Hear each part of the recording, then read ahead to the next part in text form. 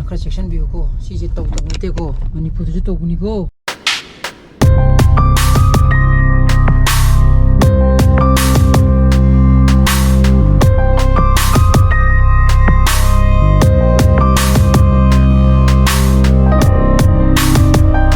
Good morning guys, welcome back to my channel. Em nungaibini khali.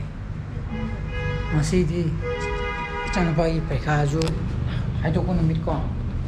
Aduna paikha haidokon numit sidigi moi emission ju horeba. Aduna horen dum paikha to chappa kanda chapadi ai dum ai thana chalo ni chanapa yawre. Adu sala kanda magi ming ju dum chantok piram mane ko. Mana bujing ju challa chena maidana ju pau ju pinara paitare ko. Mana bogai. Aduna magi ju ming chantok piram age ko. Aduna ju wai sangani nga chali kana. Adana koi thoibi ju mai school asidegi kaba hogdore adana ma ju sarana ba thorang tori ko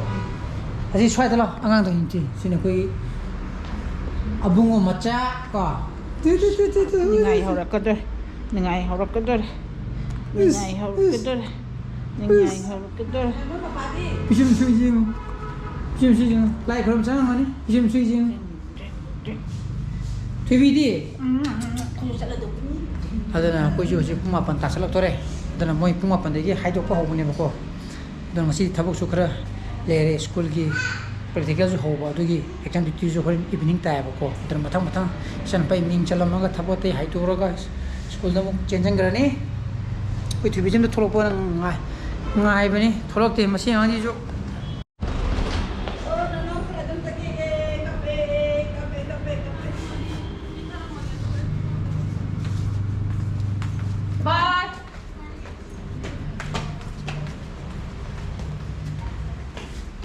Mesti sekolah hamba kada juga,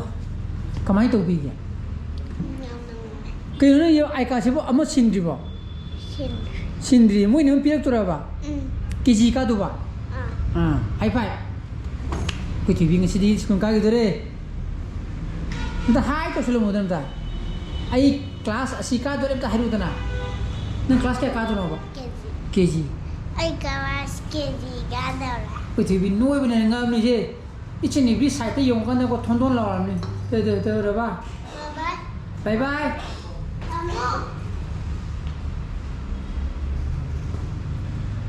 tholoni bu tholoni swai de lo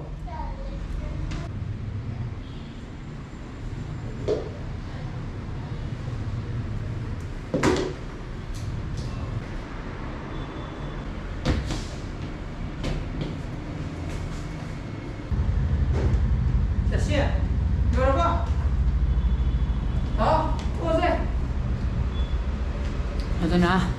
thoje mopan henjale ai gai thogo ma ge ko adana sana pai ka mang sai hang mangda kari urami koi nang na hang bai tare ko sana pa da koi nang bo ngarang mangda jing karam ra jing di ondaram ra hang ba dem mang di ko adana sana pa Kadi thagi bolu era mina dumagi dum result ma dum leisera mani em kai te class 9 ni uji ka duje dena mana mo shiro isha karani adre mo office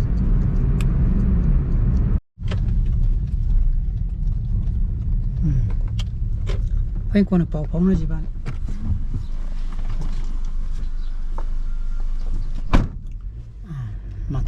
thada pirame je si kwak ten degi ko moi pull up tiro chakada ba dan ina ji sanu pagi parika haidok ba ado imana phone toro me ajik skeno gi queue am sange na mingchan bagi queue ko mingchan baje tarik tara degi hawram ne ba moi class doinamo class 1 gi ra nursery degi ra do ngasi degi na mo class 4 dagira 5 dagira peka haito ko 10 ngasi degi mo mingchan ba ho aduna ne ba aduna oigane ba ko miam chile haije don chatlaga yeng ta na hoyen bukle para ke no tok ta na ko ngasi chan ki haida kana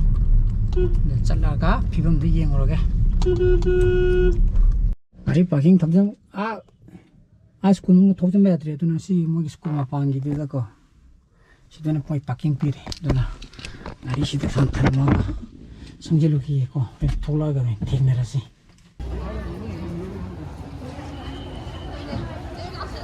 mi khuyam ji de hazare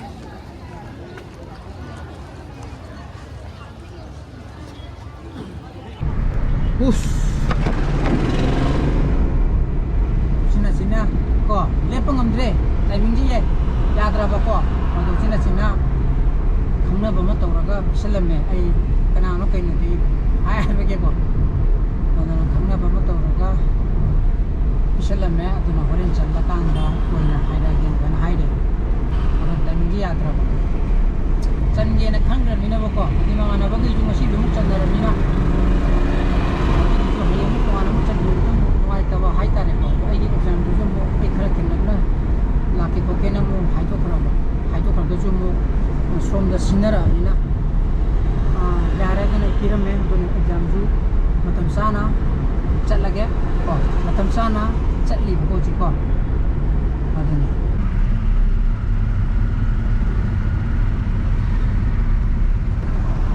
mam khre ko ji ai gi thabak bu mo ra ga yum da hali do gari am chi chile kusin dubu asi khara ka chim ban te ko ma si ji lo phodong bu ju lei ban te modu lei de na koi gi lo ma chat pa gari me am chin ba ko pai wa na te ko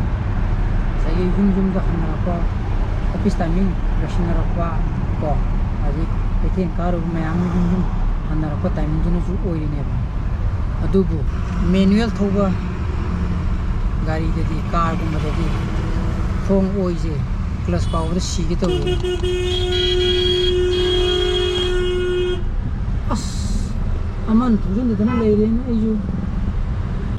adana sigum ba de automatic na luxury ko ai traffic jam manung de di traffic am le manung de di class e dum kau de adre ba phong oi je wa bai ta manual thoba kangbu loi na warang man e kan matan adan sana pa gi zooming chala thao ha ma ju ko meter down to go yingu de apute do ina se gi hal ba se gi pam ji di kya di to gunde ko do pam khra de imamim palare hek yingu de to ko pori sajan ra ga ne ham caption du gi ko mind distract Holi बा मदन मी की लपसनी चोम हालम मुले आई न पलिसिंग पीगा capsule लदि पसाचे कथं हाले दना अदन खर section भी को सीजे तो ते को मणिपुर जु तो बुनी को इन हाइ जिनी को अदु इम्फाल मयुंदा पम दुई मफु दुने दि तो न दि हाइरम मोय अदु गन बार का भी दुने दि तौरे को अदन सेक्शन भी